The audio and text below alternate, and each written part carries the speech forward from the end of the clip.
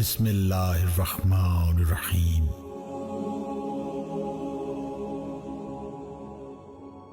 یہ ہے وہ فرمان جس پر کاربند رہنے کا حکم دیا ہے۔ خدا کے بندے علی امیر المومنین نے مالک ابن حارث اشتر کو جب مصر کا انہیں والی بنایا تاکہ وہ خراج جمع کریں، دشمنوں سے لڑیں، رعایا کی فلاح و بہبود اور شہروں کی آبادی کا انتظام کریں۔ انہیں حکم ہے کہ اللہ کے خوف، اس کی اطاعت کو مقدم سمجھیں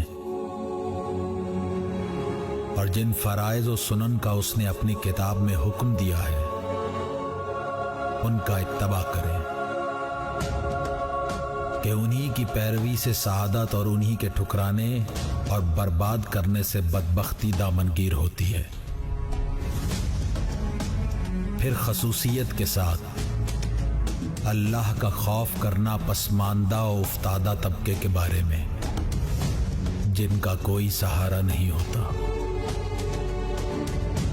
وہ مسکینوں، محتاجوں، فقیروں اور معذوروں کا طبقہ ہے۔ ان میں کچھ تو ہاتھ پھیلا کر مانگنے والے ہوتے ہیں اور کچھ کی صورت سوال ہوتی ہے۔ اللہ کی خاطر ان بے کسوں کے بارے میں اس کے اس حق کی حفاظت کرنا جس کا اس نے تمہیں ذمہ دار بنایا ہے۔ ان کے لیے ایک حصہ بیت المال سے معین کر دینا اور ایک حصہ اس غلے میں سے دینا جو اسلامی غنیمت کی زمینوں سے حاصل ہوا ہے، کیونکہ اس میں دور والوں کا اتنا ہی حصہ ہے جتنا نزدیک والوں کا ہے، اور تم ان سب کے حقوق کی نگہداشت کے ذمہ دار بنائے گئے ہو۔ لہذا تمہیں دولت کی سرمستی ان سے غافل نہ کر دے، کیونکہ کسی معمولی بات کو اس لیے نظر انداز نہیں کیا جائے گا کہ تم نے بہت سے اہم کاموں کو پورا کر دیا ہے۔ لہٰذا اپنی توجہ ان سے نہ ہٹانا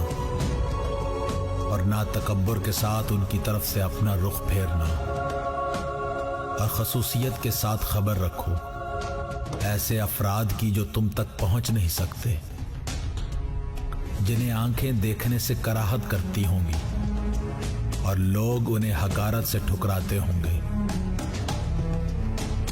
تم ان کے لیے اپنے کسی بھروسے کے آدمی کو جو خوف خدا رکھنے والا